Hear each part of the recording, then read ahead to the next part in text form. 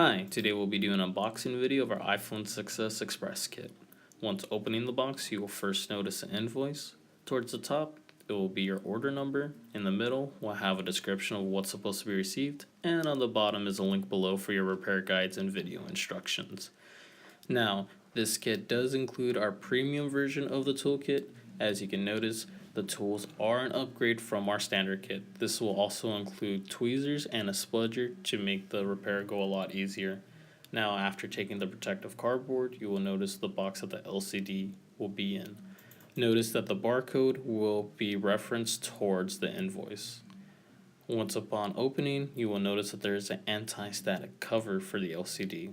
Now, the difference between this Express versus the other ones is that the front camera, proximity sensor, and ear speaker is all installed on top. All you have left to do is just transfer over the home button towards the bottom.